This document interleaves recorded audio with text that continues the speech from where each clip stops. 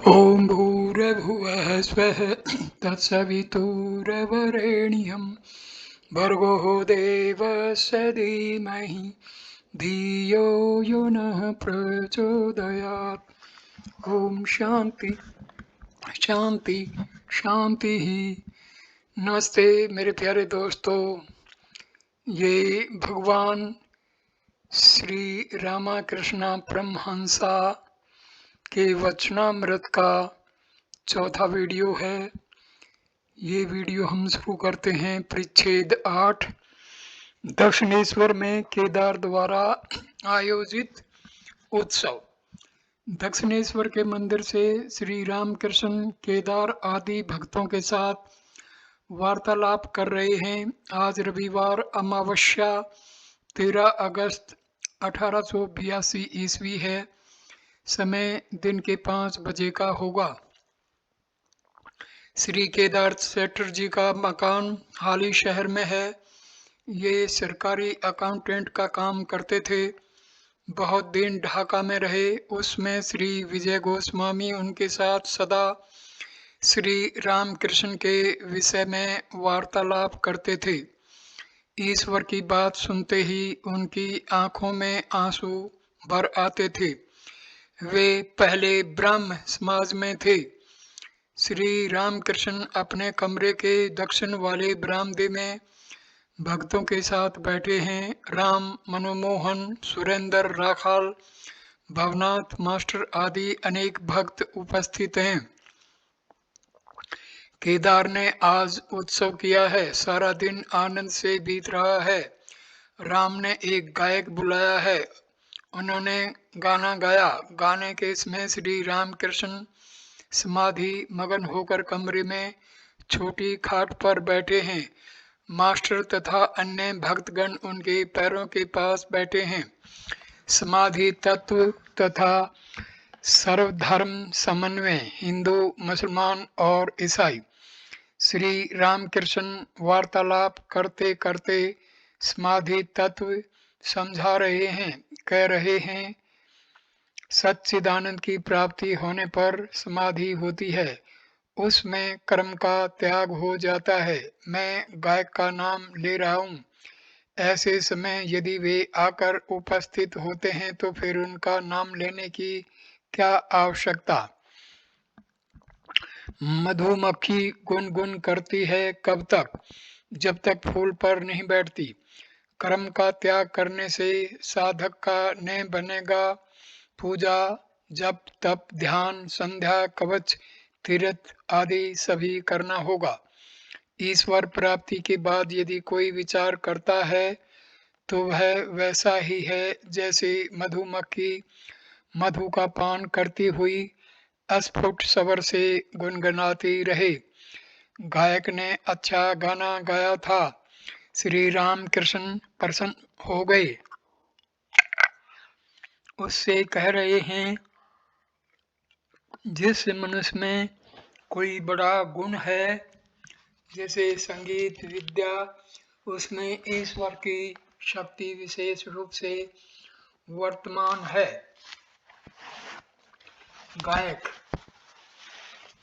महाराज, किस उपाय से उन्हें प्राप्त किया जा सकता है? श्री रामकृष्ण, भक्ति ही सार है। ईश्वर ने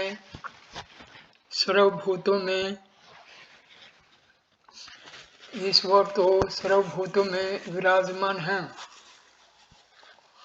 तो भक्ति किसे कहूँ? जिसका मन सदा ईश्वर में है। अहंकार, अभिमान रहने पर कुछ नहीं होता।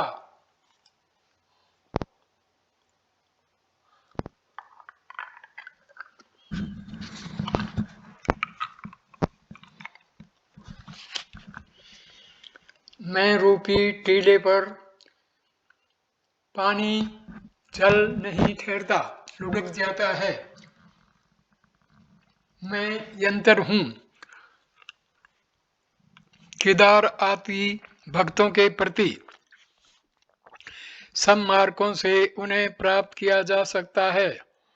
सभी धर्म सत्य हैं। छत पर चढ़ने से मतलब है सो तुम पक्की सीढ़ी से भी चढ़ सकते हो, लकड़ी की सीढ़ी से भी चढ़ सकते हो, बांस की सीढ़ी से भी चढ़ सकते हो, रस्सी के सहारे भी चढ़ सकते हो और फिर एक गांठदार बांस के जरिए भी चढ़ सकते हो। यदि कहो दूसरे के धर्म में अनेक भूल कुसंस्कार है, तो मैं कहता हूँ है तो रहे, भूल सभी धर्मों में है। सभी समझते हैं मेरी घड़ी ठीक चल रही है, व्याकुलता होने से ही हुआ, उनसे प्रेम आकर्षण रहना चाहिए। वे अंतर्यामी जो हैं, वे अंतर की व्याकुलता आकर्षण को देख सकते हैं। मानो एक मनुष्य के कुछ बच्चे हैं, इनमें से जो बड़े हैं वे बाबा या पापा इन शब्दों को स्पष्ट रूप से कहकर उन्हें पुकारते हैं, और जो बहुत छोटे हैं वे बहुत हुआ तो बा या पा कहकर पुकारते हैं। जो लोग सिर्फ बा या पाप कह सकते हैं, क्या पिता उनसे असंतुष्ट होंगे? पिता जानते हैं कि वे उन्हें ही बुला रहे हैं, परंतु वे अच्छी तरह उच्चारण नहीं कर सकते। पिता की दृष्टि से सभी बच्चे बराबर हैं। फिर भक्तगण उन्हें ही अनेक नामों से पुकार रहे हैं, एक ही व्यक्ति को बुला रहे हैं। एक तालाब के 4 घाट हैं, हिंदू लोग एक घाट में जल पी रहे हैं और कहते हैं जल, मुसलमान लोग दूसरे घाट में पी रहे हैं, कहते हैं पानी, अंग्रेज लोग तीसरे घाट में पी रहे हैं और कह रहे हैं वाटर, और कुछ लोग चौथे घाट में पी रहे हैं और कहते हैं एक्वा। एक ईश्वर, उनके एक नाम हैं।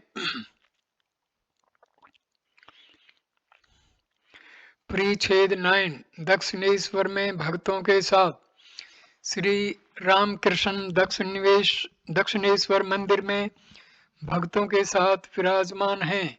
दिन बृहस्पतिवार है, सावन शुक्ला दशमी, 24 अगस्त 1882 ईस्वी। आजकल श्री रामकृष्ण के पास हाजरा महाशय, रामलाल राखाल आदि रहते हैं। श्रीयुत रामलाल श्री रामकृष्ण के भतीजे हैं, काली मंदिर में पूजा करते हैं। मास्टर ने आकर देखा, उत्तर पूर्व के लंबे बरामदे में श्री रामकृष्ण हाजरा के पास खड़े हुए बातें कर रहे हैं। मास्टर ने भूमिष्ठ हो श्री रामकृष्ण की चरण वंदना की। श्री रामकृष्ण का मुख सहास्य है। मास्टर कहने लगे, विद्यासागर से और भी 2-1 बार मिलना चाहिए। चित्रकार पहले नक्शा खींच लेता है, फिर उस पर रंग चढ़ाता रहता है। प्रतिमा पर पहले 2-3 बार मिट्टी चढ़ाई जाती है, फिर सफेद रंग चढ़ा जाता है, फिर वह ढंग से रंगी जाती है। विद्यासागर का सब कुछ ठीक है, सिर्फ ऊपर कुछ मिट्टी पड़ी हुई है। कुछ अच्छे काम करता है, परंतु हृदय में क्या है उसकी खबर नहीं। हृदय में सोना दबा पड़ा है, हृदय में ईश्वर है, यह समझने पर सब कुछ छोड़कर व्याकुल हो उसे पुकारने की इच्छा होती है। श्री रामकृष्ण मास्टर से खड़े खड़े वार्तालाप कर रहे हैं, कभी बरामदे में टहल रहे हैं। साधना कामिनी कांचन रूपी तूफान से पार होने के लिए। श्री रामकृष्ण हृदय में क्या है इसका ज्ञान प्राप्त करने के लिए कुछ साधना आवश्यक है। मास्टर साधना क्या बराबर करते ही जाना चाहिए? श्री रामकृष्ण नहीं, पहले कुछ कमर कसकर करनी चाहिए, फिर ज्यादा मेहनत नहीं उठानी पड़ती। जब तक तरंग आंधी तूफान और नदी की मोड़ से नौका जाती है तभी तक मल्लाह को मजबूती से पतवार पकड़नी पड़ती है, उतने से पार हो जाने पर फिर नहीं। जब वह मोड़ से बाहर हो गया और अनुकूल हवा चली, तब वह आराम से बैठा रहता है, पतवार में हाथ भर लगाए रहता है। फिर तो पार टांगने का बंदोबस्त करके आराम से चिलम भरता है। कामिनी और कांचन की आंधी तूफान से निकल जाने पर शांति मिलती है। श्री रामकृष्ण तथा योग तत्व, योग भ्रष्ट, योगा अवस्था, निर्वात निष्काम नीव प्रदीपम, योग के विघन। किसी किसी में योगियों के लक्षण दिखते हैं, परंतु उन लोगों को भी सावधानी से रहना चाहिए। कामिनी और कांचन ही योग में विघन डालते हैं। योग भ्रष्ट होकर साधक फिर संसार में आता है। भोग की कुछ इच्छा रही होगी, इच्छा पूरी होने पर वह फिर ईश्वर की ओर जाएगा, फिर वही योग की अवस्था होगी। सटका कल जानते हो, मास्टर जी नहीं, श्री रामकृष्ण उस देश में है, बांस को झुका देते हैं, उसमें बसी और डोर लगी रहती है। कांटे में मछलियों के खाने का चारा भेद दिया जाता है। जो ही मछली उसे निगल जाती है, त्यों ही वह बांस झटके के साथ ऊपर उठ जाता है। जिस प्रकार उसका सिर ऊंचा था, वैसा ही हो जाता है। तराजू में किसी और कुछ रख देने से नीचे की सुई और ऊपर की सुई दोनों बराबर नहीं रहती। नीचे की सुई मन है और ऊपर की सुई ईश्वर। नीचे की सुई का ऊपर की सुई से एक होना ही योग है। मन के स्थिर हुए बिना योग नहीं होता। संसार की हवा मन रूपी दीप शिखा को सदा ही चंचल किया करती है। वह शिखा यदि जरा भी न हिले तो योग की अवस्था हो जाती है। कामिनी और कांचन योग के विघन हैं। वस्तु विचार करना चाहिए। स्त्रियों के शरीर में क्या है? रक्त, मांस, आंतें, कृमि, मूत्र, विष्ठा, यही सब। उस शरीर पर प्यार क्यों? त्याग के लिए मैं अपने में राजसी भाव भरता था। साध हुई थी कि जरा जरी की पोशाक पहनूंगा, अंगूठी पहनूंगा, लंबी नली वाले हुक्के से तंबाकू पीऊंगा। जरी की पोशाक पहनी। ये लोग रानी रासमणी के दामाद माथुर बाबू आदि ले आए थे। कुछ देर बाद मन से कहा, यही शाल है, यही अंगूठी है, यहाँ हुक्के में तंबाकू पीना है, सब फेंक दिया। तब से फिर मन नहीं चला। शाम हो रही है। कमरे के दक्षिण पूर्व की ओर के बरामदे में द्वार के पास ही अकेले में श्री रामकृष्ण मणि से बात कर रहे हैं। श्री रामकृष्ण, योगियों का मन सदा ईश्वर में लगा रहता है, सदा आत्मसत रहता है। श्री रामकृष्ण अपनी जन्मभूमि को बहुधा वह देश कहते थे। मणि और मास्टर एक ही व्यक्ति है। शून्य दृष्टि देखते ही उनकी अवस्था सूचित हो जाती है। समझ में आ जाता है कि चिड़िया अंडे को से रही है। सारा मन अंडे ही की ओर है। ऊपर दृष्टि तो नाम मात्र की है। अच्छा, ऐसा चित्र क्या मुझे दिखा सकते हो? मणि, जैसी आज्ञा, चेष्टा करूंगा यदि कहीं मिल जाए। गुरु शिष्य संवाद, गुह्य कथा। शाम हो गई। काली मंदिर, राधा कांत जी के मंदिर और अन्य कमरों में बत्तियां जला दी गई। श्री रामकृष्ण अपनी छोटी खाट पर बैठे हुए जगन माता का स्मरण कर रहे हैं। तदंतर वे ईश्वर का नाम जपने लगे। घर में धुनी दी गई है। एक और दीवट पर दिया जल रहा है। कुछ देर बाद शंख घंटा आदि बजने लगे। काली मंदिर में आरती होने लगी। तिथि शुक्ला दशमी है। चारों ओर चांदनी छिटक रही है। आरती हो जाने पर कुछ क्षण बाद श्री रामकृष्ण मणि के साथ अकेले अनेक विषयों पर बातें करने लगे। मणि फर्श पर बैठे हैं। कर्मण्येवाधिकारस्ते मा फलेषु कदाचन। श्री रामकृष्ण कर्म निष्काम करना चाहिए। ईश्वर चंद्र विद्यासागर जो कर्म करता है वे अच्छे हैं। वह निष्काम करने की चेष्टा करता है। मणि जी हाँ, अच्छा, जहाँ कर्म है वहाँ क्या ईश्वर मिलते हैं? राम और काम क्या एक ही साथ रहते हैं? हिंदी में मैंने पढ़ा है कि जहाँ काम तहाँ राम नहीं, जहाँ राम नहीं वहाँ काम नहीं। श्री रामकृष्ण कर्म सभी करते हैं। उनका नाम लेना कर्म है। सांस लेना और छोड़ना भी कर्म है। क्या मजाल है कि कोई कर्म छोड़ दे। इसलिए कर्म करना चाहिए, किंतु फल ईश्वर को समर्पित कर देना चाहिए। मणि, तो क्या ऐसी चेष्टा की जा सकती है कि जिससे अधिक धन मिले?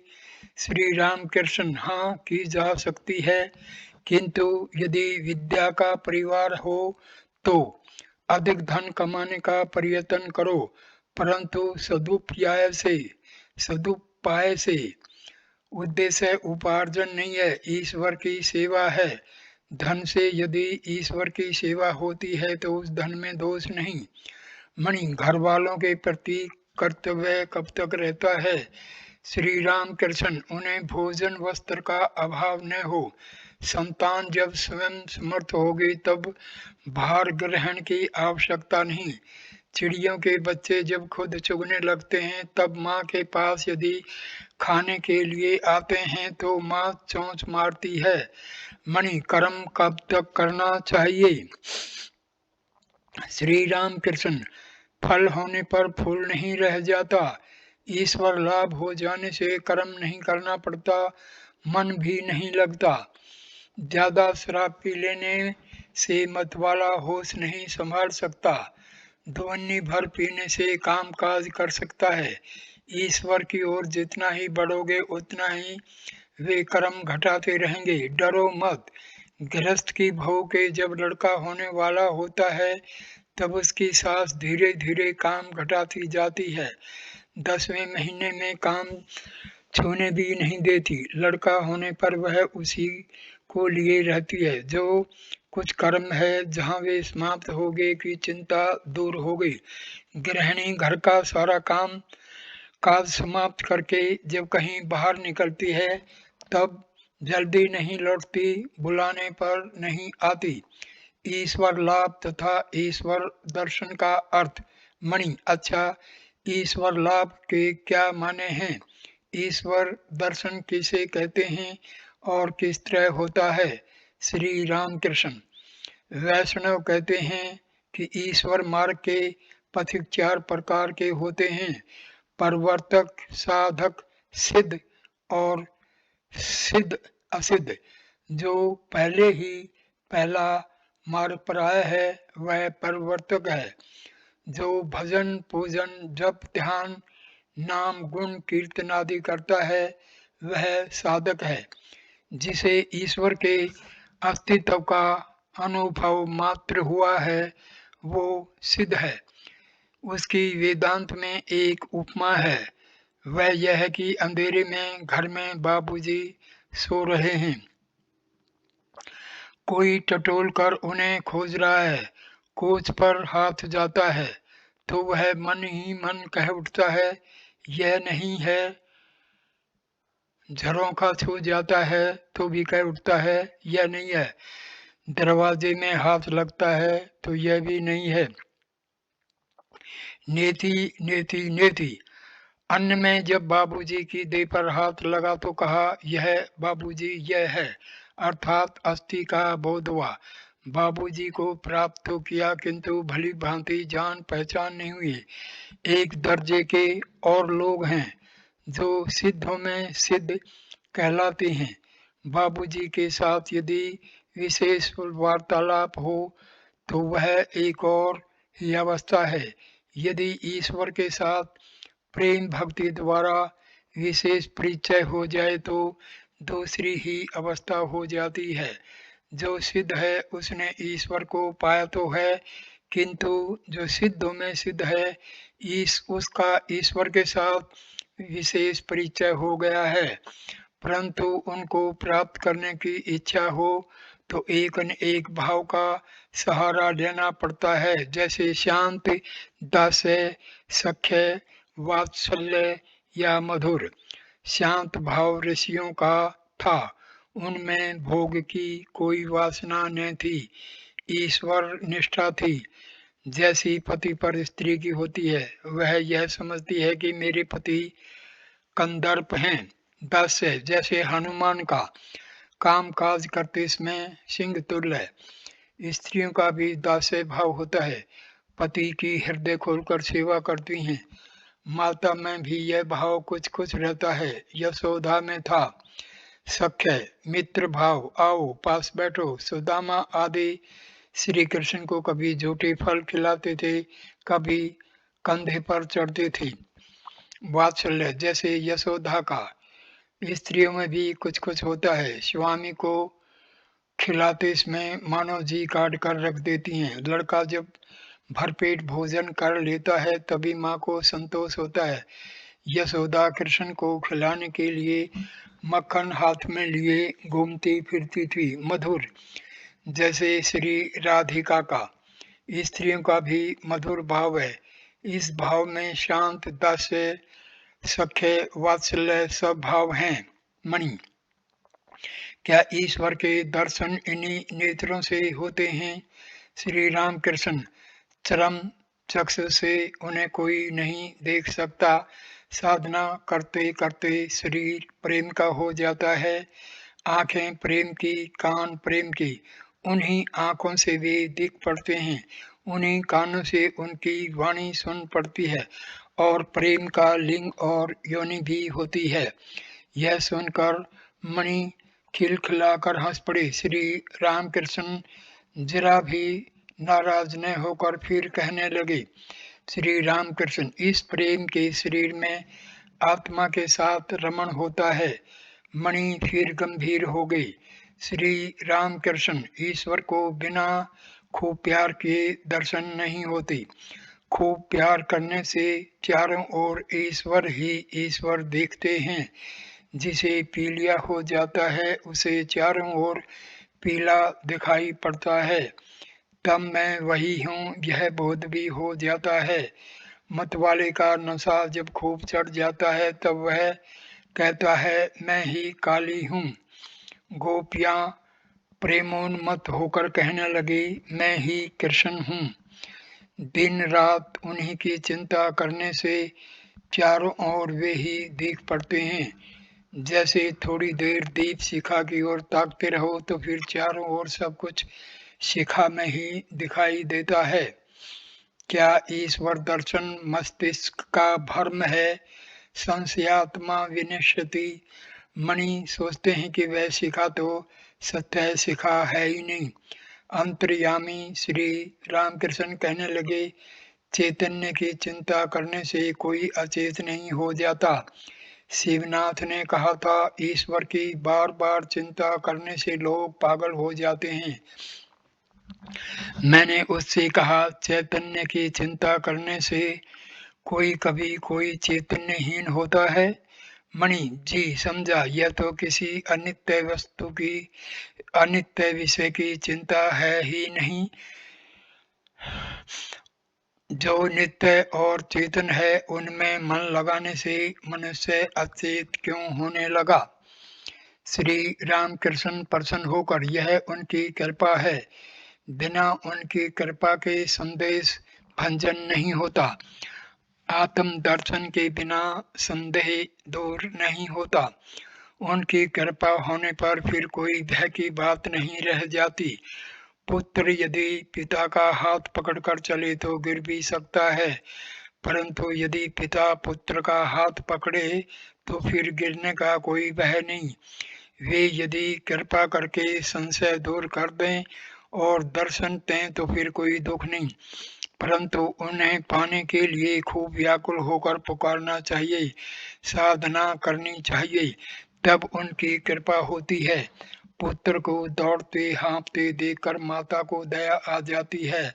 माँ छिपी थी सामने प्रकट हो जाती है। मणि सोच रहे हैं ईश्वर दौड़ धूप क्यों कराते हैं। श्री राम कृष्ण तुरंत कहने लगे, उनकी इच्छा कि कुछ देर दौड़ धूप हो तो आनंद मिले। लीला से उन्होंने इस संसार की रचना की है, इसी का नाम महामाया है। अतएव उस शक्ति रूपिणी महामाया की शरण लेनी पड़ती है। माया के पासों ने बांध लिया है, फांस काटने पर ईश्वर के दर्शन हो सकते हैं। आद्या शक्ति महामाया तथा शक्ति साधना। श्री राम कृष्ण, कोई ईश्वर की कृपा प्राप्त करना चाहे तो उसे पहले आद्य शक्ति रूपिणी महामाया को प्रसन्न करना चाहिए। वे संसार को मुग्ध करके सृष्टि स्थिति और प्रलय कर रही हैं। उन्होंने सबको अज्ञानी बना डाला है। वे जब द्वार से हट जाएंगे तभी जीव भीतर जा सकता है। बाहर बाहर पड़े रहने से केवल बाहरी वस्तुएं देखने को मिलती हैं, नित्य सच्चिदानंद पुरुष नहीं मिलते। इसीलिए पुराणों में सप्त सती में मधु कैटभ का वध करते समय ब्रह्मादि देवता महामाया की स्तुति कर रहे हैं। संसार का मूल आधार शक्ति ही है। उस आद्या शक्ति के भीतर विद्या और अविद्या दोनों हैं। अविद्या मोह मुग्ध करती है। अविद्या वह है जिससे कामिनी और कांचन उत्पन्न हुए हैं, वह मुग्ध करती है। और विद्या वह है जिससे भक्ति दया ज्ञान और प्रेम की उत्पत्ति हुई है, वह ईश्वर मार्ग पर ले जाती है। उस अविद्या को प्रसन्न करना होगा, इसीलिए शक्ति की पूजा पद्धति हुई। उन्हें प्रसन्न करने के लिए नाना भावों से पूजन किया जाता है, जैसे दासी भाव, वीर भाव, संतान भाव। वीर भाव अर्थात उन्हें रमन द्वारा प्रसन्न करना, शक्ति साधना। सब बड़ी विकट साधनाएं थी, दिल लगी नहीं। मैं माँ के दासी भाव से और सखी भाव से 2 वर्ष तक रहा, परंतु मेरा संतान भाव है। स्त्रियों के सतनों को मातृ सतन समझता हूँ। लड़कियां शक्ति की एक एक मूर्ति हैं।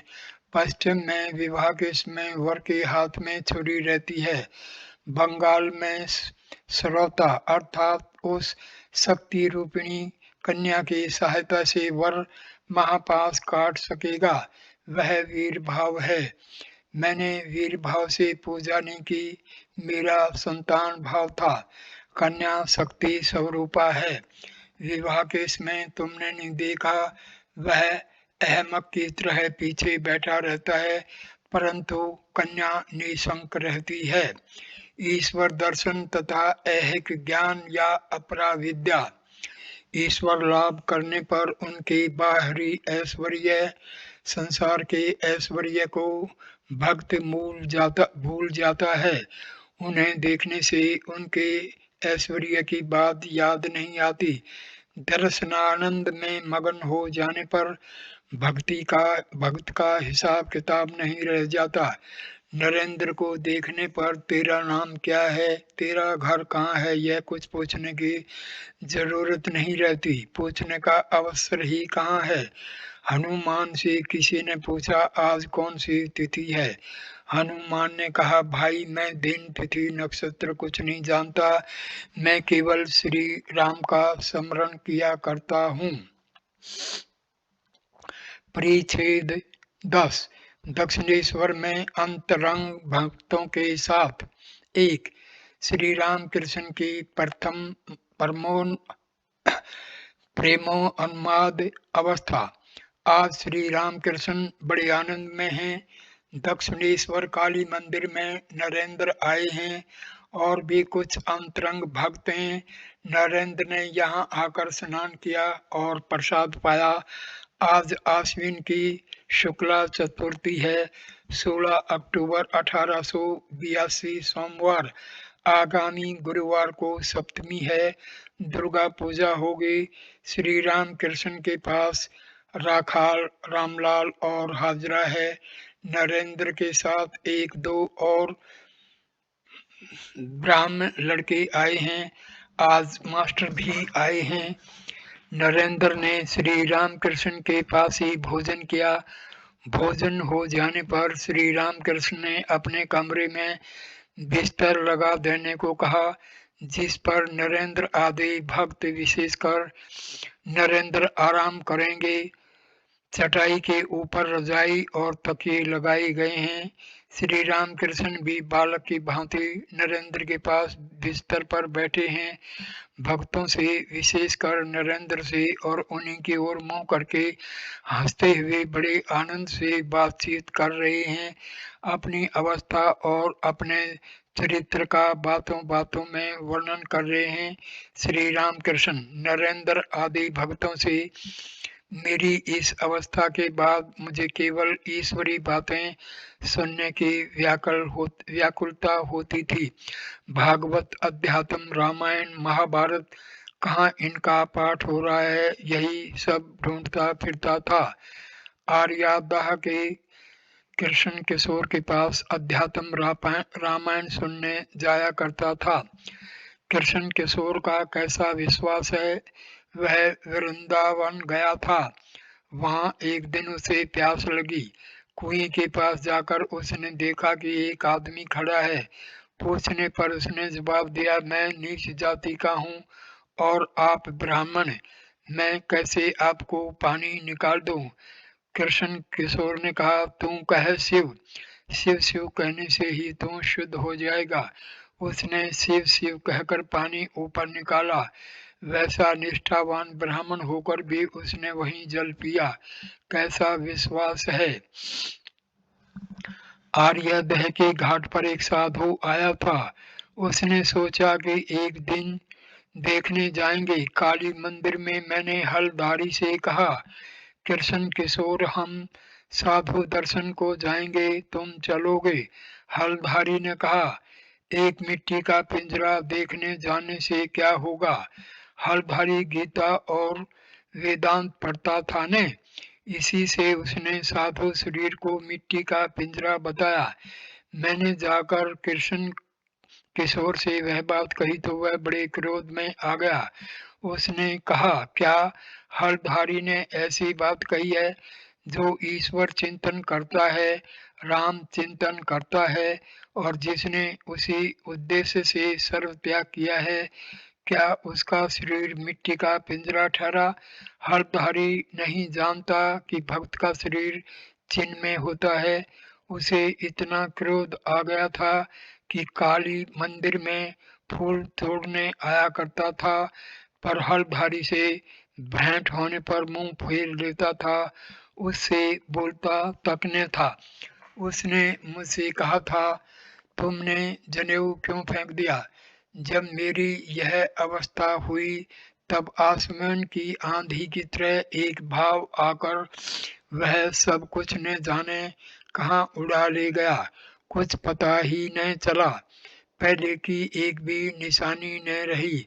होश नहीं थे। जब कपड़ा ही खिसक जाता था तो जनेऊ कैसे रही? मैंने कहा, एक बार तुम्हें भी उन्माद हो जाए तो तुम समझो। फिर हुआ भी वैसा। उसे उन्माद हो गया। तब वह केवल ओम ओम कहा करता और एक कोठरी में चुपचाप बैठा रहता था। यह समझकर कि वह पागल हो गया है, लोगों ने वैद्य बुलाया। नाटागढ़ का राम कविराज आया। कृष्ण किशोर ने उससे कहा, मेरी बीमारी तो अच्छी कर दो, पर देखो मेरे ओमकार को मत छोड़ाना। सब हंसे। एक दिन मैंने जाकर देखा कि वह बैठा सोच रहा है। पूछा क्या हुआ? उसने कहा टैक्स वाले आए थे, इसीलिए सोच में पड़ा हूँ। उन्होंने कहा है रुपया न देने से घर का माल बेच लेंगे। मैंने कहा तो सोच कर क्या होगा? अगर सब उठा ले जाएं तो ले जाने दो, अगर बांध कर ही ले जाएं तो तुम्हें थोड़े ही ले जा सकेंगे। तुम तो खैर आकाश हो। नरेंद्र आदि हंसे। कृष्ण किशोर कहा करता था कि मैं आकाशवत हूँ। वह अध्यात्म रामायण पढ़ता था ने। बीच बीच में उसे तुम खै हो कहकर दिलगी करता था। सो हंसते हुए मैंने कहा तुम खै हो, टैक्स तुम्हें तो खींचकर नहीं ले जा सकेगा। उन्माद की दिशा में मैं लोगों से सच सच बातें स्पष्ट कह देता था, किसी की परवाह नहीं करता था। अमीरों को देखकर मुझे डर नहीं लगता था। यदु मलिक के बाग में यतींद्र आया था, मैं भी वहीं था। मैंने उससे पूछा कर्तव्य क्या है? क्या ईश्वर का चिंतन करना ही हमारा कर्तव्य नहीं? यतींद्र ने कहा हम संसारी आदमी हैं, हमारे लिए मुक्ति कैसी? राजा युधिष्ठिर को भी नरक दर्शन करना पड़ा था। तब मुझे बड़ा क्रोध आया। मैंने कहा तुम भला कैसे आदमी हो? युधिष्ठिर सिर्फ नरक दर्शन ही तुमने याद रखा।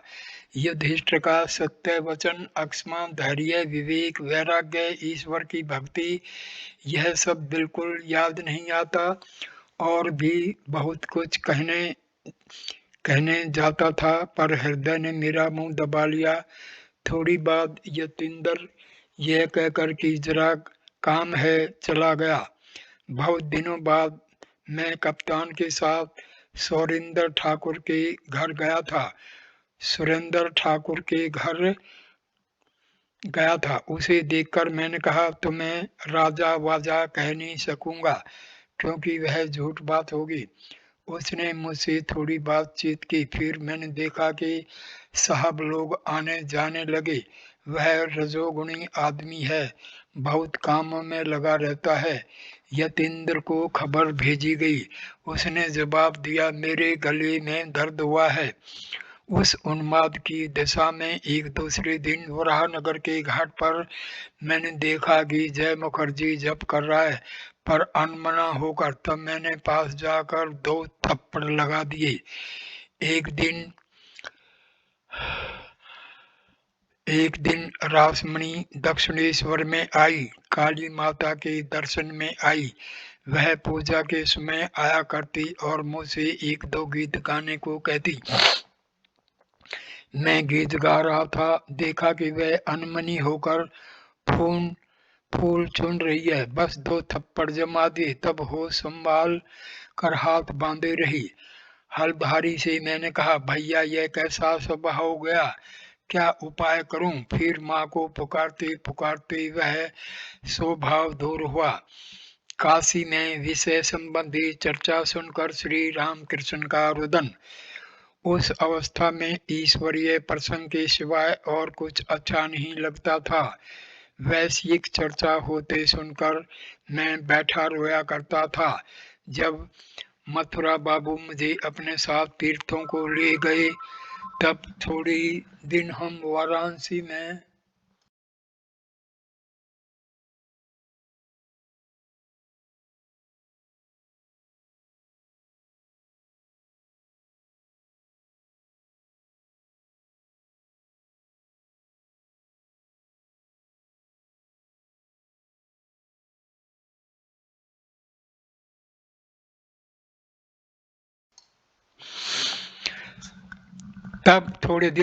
वाराणसी में राजा बाबू के मकान पर रहे।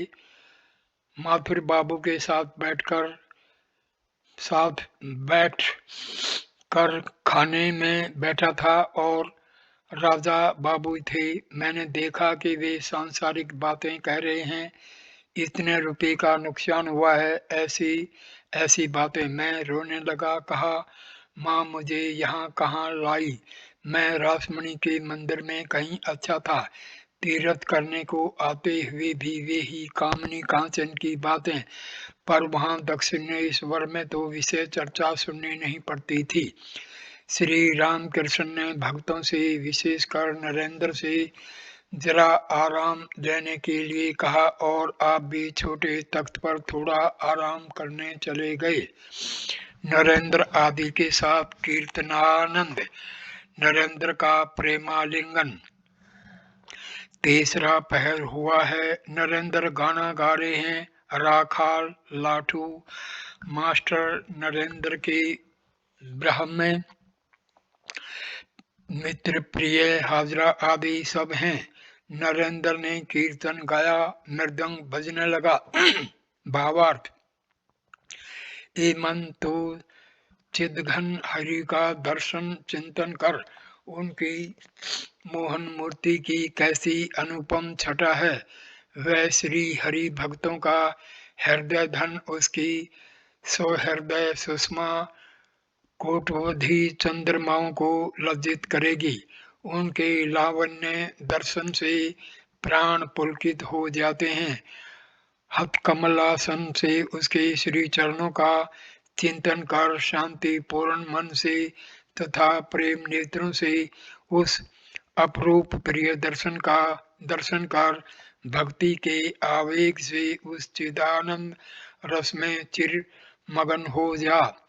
नरेंद्र ने फिर गाया। भावार्थ: सत्य शिव सुंदर का रूप हृदय मंदिर में शोभायमान है, जिसे नित्य देखकर हम उस रूप के समुद्र में डूब जाएंगे। वह दिन कब आएगा? हे प्रभु, मुझ दिन के भाग्य में यह कब होगा? हे नाथ, कब अनंत ज्ञान के रूप में तुम हमारे हृदय में विराजोगे और हमारा चंचल मन निर्वाक होकर तुम्हारी शरण लेगा? कब अविनाशी आनंद के रूप में तुम हृदय आकाश में उदित होगे? चंद्रमा के उदित होने पर चकोर जैसे उल्लसित होता है, वैसे हम भी तुम्हारे प्रकट होने पर मस्त हो जाएंगे। तुम शांत शिव अद्वितीय और राज राज हो। हे प्राण का, तुम्हारे चरणों में हम बिक जाएंगे और अपने जीवन को सफल करेंगे। ऐसा अधिकार और ऐसा जीते जी स्वर्ग भोग हमें और कहाँ मिलेगा? तुम्हारा शुद्ध और अपाप विरुद्ध रूप हम देखेंगे। जिस तरह प्रकाश को देखकर अंधेरा जल्द भाग जाता है, उसी तरह तुम्हारे प्रकट होने से पाप रूपी अंधकार भाग जाएगा। तुम ध्रुव तारा हो। हे दीन बंधो, हमारे हृदय में ज्वलंत विश्वास का संचार कर मन की आशाएं पूरी कर दो। तुम्हें प्राप्त कर हम अहरनिश प्रेमानंद में डूबे रहेंगे और अपने आप को भूल जाएंगे। वह दिन कब आएगा प्रभु? भावार्थ: आनंद से मधुर ब्रह्म नाम का उच्चारण करो। नाम से सुधा का सिंधु उमड़ आएगा। उसे लगातार पीते रहो। आप पीते रहो और दूसरों को पिलाते रहो। विषय रूपी मृग जल में पड़कर यदि कभी हृदय शुष्क हो जाए तो नाम गान करना, प्रेम से हृदय सरस हो उठेगा। देखना, वह मां मंत्र नहीं भूलना। संकट के समय उसे दयालु पिता कहकर पुकारना। हुंकार से पाप का बंधन तोड़ डालो। जय ब्रह्म कहकर आओ। सब मिलकर ब्रह्मानंद में मस्त होवे और सब कामनाओं को मिटा दे। प्रेम योग के योगी बने। मृदंग और करताल के साथ कीर्तन हो रहा है। नरेंद्र आदि भक्त श्री राम कृष्ण को घेर कर कीर्तन कर रहे हैं। कभी गाते हैं, प्रेमानंद रस में चिदन के लिए मगन हो जा। फिर कभी गाते हैं, सत्य शिव सुंदर का रूप हृदय मंदिर में शोभायमान है। अंत में नरेंद्र ने स्वयं मृदंग उठा लिया और मतवाले होकर श्री राम कृष्ण के साथ गाने लगे। आनंद से मधुर ब्रह्म नाम का उच्चारण करो। कीर्तन समाप्त होने पर श्री रामकृष्ण ने नरेंद्र को बार बार छाती से लगाया और कहा, आह, आज तुमने मुझे कैसा आनंद दिया। आज श्री राम कृष्ण के हृदय में प्रेम का स्रोत उमड़ रहा है। रात के 8 बजे होंगे तो भी प्रेमोन्मत्त होकर बरामदे में अकेले टहल रहे हैं। उत्तर वाले लंबे बरामदे में आए हैं और अकेले एक छोर से दूसरे छोर तक जल्दी जल्दी टहल रहे हैं। बीच बीच में जगन माता के साथ कुछ बातचीत कर रहे हैं। एकाएक उन्मन की भांति बोल उठे, तो मेरा क्या बिगाड़ेगी? क्या आप यही कह रहे हैं कि जगन माता जिसे सहारा दे रही है, माया उसका क्या बिगाड़ सकती है? नरेंद्र प्रिय और मास्टर रात को रहेंगे। नरेंद्र रहेंगे, बस श्री राम कृष्ण फूले नहीं समाते। रात का भोजन तैयार हुआ। श्री माता जी नौबत खाने में है। आपने अपने भक्तों के लिए रोटी दाल आदि बनाकर भेज दिया है। भक्त लोग बीच बीच में रहा करते हैं। सुरेंद्र प्रतिमास कुछ खर्च देते हैं। कमरे के दक्षिण पूर्व वाले बरामदे में भोजन के चौके लगाए जा रहे हैं। पूर्व वाले दरवाजे के पास नरेंद्र आदि बातचीत कर रहे हैं। नरेंद्र आदि लोगों को स्कूल तथा अन्य विषय चर्चा करने का निषेध। नरेंद्र, आजकल के लड़के को कैसा देख रहे हैं? मास्टर, बुरे नहीं पर धर्म के उपदेश कुछ नहीं पाते हैं। नरेंद्र, मैंने खुद जो देखा है उससे तो जान पड़ता है कि सब बिगड़ रहे हैं। चोरुक पीना, ठट्ठीबाजी, ठाठ बाट, स्कूल से भागना, ये सब हरदम होते देखे जाते हैं। यहाँ तक कि खराब जगहों में भी जाया करते हैं। मास्टर, जब हम पढ़ते थे तब तो ऐसा न देखा न सुना। नरेंद्र, शायद आप उतना मिलते जुलते नहीं थे। मैंने यह भी देखा कि खराब लोग उन्हें नाम से पुकारते हैं। कब उनसे मिले हैं कौन जाने। मास्टर, क्या आश्चर्य की बात। नरेंद्र, मैं जानता हूँ कि बहुतों का चरित्र बिगड़ गया है। स्कूल के संचालक और लड़कों के अभिभावक इस विषय पर ध्यान दें तो अच्छा हो। ईश्वर चर्चा ही असल। आत्मानं वै विजानीयः अन्याम वाचम विमुच्यता। इस तरह बातें हो रही थी कि श्री राम कृष्ण कोठरी के भीतर से उनके पास आए और हंसते हुए कहते हैं, भला तुम्हारी क्या बातचीत हो रही है? नरेंद्र ने कहा, इनसे स्कूल की चर्चा हो रही थी। लड़कों का चरित्र ठीक नहीं रहता। श्री राम कृष्ण थोड़ी देर तक उन बातों को सुनकर मास्टर से गंभीर भाव से कहते हैं, ऐसी बातचीत अच्छी नहीं। ईश्वर की बातों को छोड़कर दूसरी बातें अच्छी नहीं। तुम इनसे उम्र में बड़े हो, तुम सयाने हुए हो, तुम्हें ये सब बातें उठने देना उचित न था। उस समय नरेंद्र की उम्र 19-20 रही होगी और मास्टर की 27-28। मास्टर लज्जित हुए। नरेंद्र आदि भक्त चुप रहे।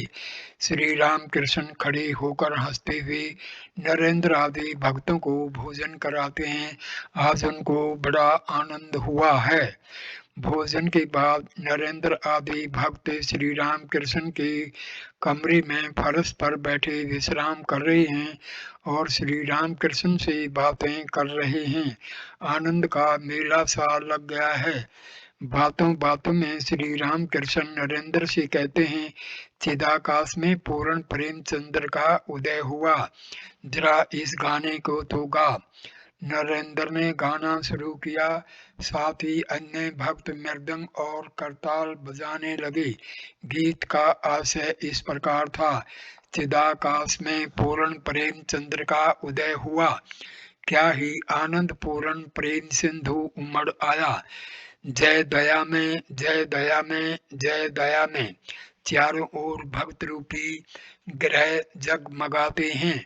भक्त सखा भगवान भक्तों के संग लीला रस में हो रहे हैं। जय दया में सब्र का द्वार खोल, आनंद का तूफान उठाते हुए नव विधान रूपी वसंत समीर चल रहा है। उसे लीला रस और प्रेम गंध वाले कितने ही फूल खिल जाते हैं, जिनकी महक से योगी वृंद योगानंद में मतवाले हो जाते हैं। जय दया में संसार हृदय के जल पर नवविधान रूपी कमल में आनंदमयी माँ विराजती हैं और भावावेश से आकुल भक्त रूपी भौरे उससे सुधा पान कर रहे हैं। वह देखो माता का प्रसन्न वदन, जिसे देखकर चित्त खिल उठता है और जगत मुग्ध हो जाता है। और देखो माँ के श्री चरणों के पास साधुओं का समूह, वे मस्त होकर नाच गा रहे हैं। आहा कैसा अनुपम रूप है, जिसे देखकर प्राण शीतल हो गए। प्रेमदास सबके चरण पकड़ कर कहता है कि भाई सब मिलकर माँ की जय गाओ। कीर्तन करते करते श्री राम कृष्ण नृत्य कर रहे हैं। भक्त भी उन्हें घेर कर नाच रहे हैं। कीर्तन समाप्त होने पर श्री राम कृष्ण उत्तर पूर्व वाले बरामदे में टहल रहे हैं। श्री युत हाजरा उसी के उत्तर भाग में बैठे हैं। श्री राम कृष्ण जाकर वहां बैठे। मास्टर भी वहीं बैठे हैं और हाजरा से बातचीत कर रहे हैं। श्री राम कृष्ण ने एक भक्त से पूछा, क्या तुम कोई स्वप्न भी देखते हो? भक्त, एक अद्भुत स्वप्न मैंने देखा है। यह जगत जलमय हो गया है। अनंत जल राशि, कुछ एक नावें तैर रही थी, एक बाढ़ से डूब गई। मैं और कुछ और आदमी एक जहाज पर चढ़े हैं कि इतने में उस अकूल समुद्र के ऊपर से चलते हुए एक ब्राह्मण दिखाई पड़े। मैंने पूछा, आप कैसे जा रहे हैं? ब्राह्मण ने जरा हंसकर कहा, यहाँ कोई तकलीफ नहीं है, जल के नीचे बराबर पुल है। मैंने पूछा, आप कहाँ जा रहे हैं? उन्होंने कहा, भवानीपुर जा रहा हूँ। मैंने कहा, जरा ठहरिए, मैं भी आपके साथ चलूंगा। श्री राम कृष्ण, यह सब सुनकर मुझे रोमांच हो रहा है।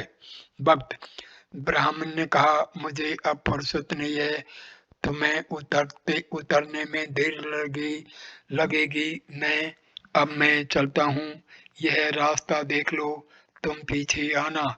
श्री राम कृष्ण, मुझे रोमांच हो रहा है, तुम जल्दी मंत्र दीक्षा ले लो।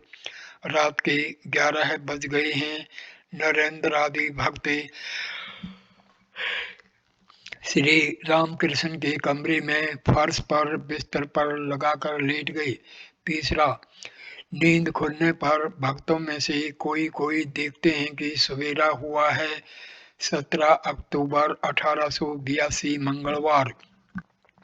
श्री राम कृष्ण बालक की भांति दिगंबर हैं और देव देवियों के नाम उच्चारण करते हुए कमरे में टहल रहे हैं। आप कभी गंगा दर्शन करते हैं, कभी देव देवियों के चित्रों के पास जाकर प्रणाम करते हैं और कभी मधुर स्वर में नाम कीर्तन करते हैं। कभी कहते हैं, वेद पुराण तंत्र गीता गायत्री भागवत भगत भगवान। गीता को लक्ष्य करके अनेक बार कहते हैं, त्यागी त्यागी त्यागी त्यागी। फिर कभी, तुम ही ब्रह्म हो, तुम ही शक्ति, तुम ही पुरुष हो, तुम ही प्रकृति, तुम ही विराट हो, तुम ही सौराट, स्वतंत्र अद्वितीय सत्ता, तुम ही नित्य हो, तुम ही लीलामयी हो, तुम ही साक्ष्य के 24 तत्व हो। इधर काली मंदिर और राधा कांत के मंदिर में मंगल आरती हो रही है और शंख घंटे बज रहे हैं। भक्त उठकर देखते हैं कि मंदिर की फुलवाड़ी में देव देवियों की पूजा के लिए फूल तोड़े जा रहे हैं और प्रभाती रागों की लहरें फैलती हुई नौबत बज रही है। नरेंद्र आदि भक्त प्रातः क्रिया से निपट कर श्री राम कृष्ण के पास आए। श्री राम कृष्ण सहस्य मुख हो उत्तर पूर्व वाले बरामदे में पश्चिम की ओर खड़े हैं। नरेंद्र, मैंने देखा कि पंचवटी में कुछ नानक पंथी साधु आए हैं। श्री राम कृष्ण, हाँ, वे कल आए थे। नरेंद्र से, तुम सब एक साथ चटाई पर बैठो, मैं देखूं। सब भक्तों के चटाई पर बैठने के बाद श्री रामकृष्ण आनंद से देखने और उनसे बातचीत करने लगे। नरेंद्र ने साधना की बात छेड़ी। वीर भाव की साधना कठिन है, संतान भाव अति शुद्ध है। श्री रामकृष्ण, नरेंद्र आदि से भक्ति ही सार वस्तु है। ईश्वर को प्यार करने से विवेक वैराग्य आप ही आप आ जाते हैं। नरेंद्र, एक बात पूछूं, क्या औरतों से मिलकर साधना करना तंत्रों में कहा गया है? श्री राम कृष्ण, वे सब अच्छे रास्ते नहीं, बड़े कठिन हैं और उनसे प्राय पतन हुआ करता है। 3 प्रकार की साधनाएं हैं, वीर भाव, दासी भाव और मातृभाव।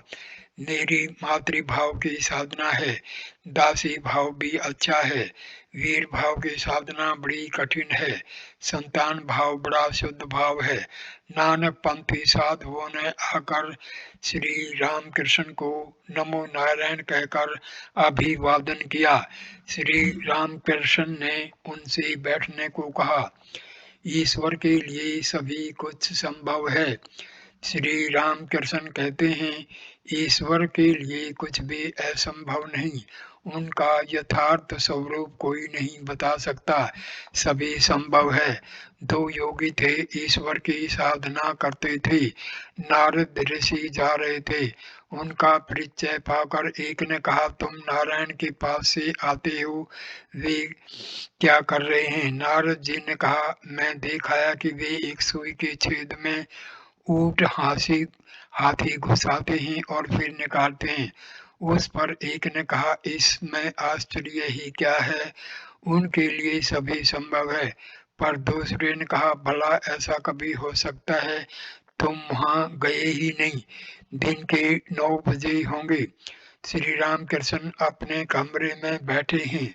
कौन नगर से मनमोहन से परिवार आए हैं। उन्होंने प्रणाम करके कहा, इन्हें कलकत्ते ले जा रहा हूँ। कुशल प्रश्न पूछने के बाद श्री रामकृष्ण ने कहा, आज माह का पहला दिन है और तुम तो कलकत्ते जा रहे हो, क्या जाने कहीं कुछ खराबी न हो। यह कहकर जरा हंसे और दूसरी बात कहने लगे। नरेंद्र को मगन होकर ध्यान करने का उपदेश। नरेंद्र और उनके मित्र ध्यान करके आए, स्नान करके आए। श्री रामकृष्ण ने व्यग्र होकर नरेंद्र से कहा, जाओ बट के नीचे जाकर ध्यान करो, आसन दूं। नरेंद्र और उनके कुछ ब्राह्मण मित्र पंचवटी के नीचे ध्यान कर रहे हैं। करीब 10:30 बजे होंगे। थोड़ी देर में श्री रामकृष्ण वहां आए, मास्टर भी साथ हैं। श्री रामकृष्ण कहते हैं, ब्राह्मण भक्तों से ध्यान करते समय ईश्वर में डूब जाना चाहिए। ऊपर ऊपर तैरने से क्या पानी के नीचे वाले लाल मिल सकते हैं? फिर आपने राम प्रसाद का एक गीत गाया जिसका आशय इस प्रकार है, ए मन काली कहकर हृदय रूपी रत्ना करके अथाह जल में डुबकी लगा। यदि 2 ही 4 डुबकियों से धन हाथ न लगा तो भी रत्नाकर शून्य नहीं हो सकता। पूरा दम लेकर एक ऐसी डुबकी लगा कि तू कुल कुंडलिनी के पास पहुंच जाए। ए मन, ज्ञान समुद्र में शक्ति रूपी मुक्ताएं पैदा होती हैं। यदि तुम शिव की युक्ति के अनुसार भक्ति पूर्वक ढूंढेगा तो तू उन्हें पा सकेगा। उस समुद्र में काम आदि 6 घड़ियाल हैं जो खाने के लोभ से सदा ही घूमते रहते हैं। तो तू विवेक रूपी हल्दी बदन में चुपड़ ले, उसकी बू से भी तुझे छुएंगी नहीं। कितने ही लाल और माणिक उस जल में पड़े हैं। राम प्रसाद का कहना है कि यदि तू कूद पड़ेगा तो तुझे वे सब के सब मिल जाएंगे।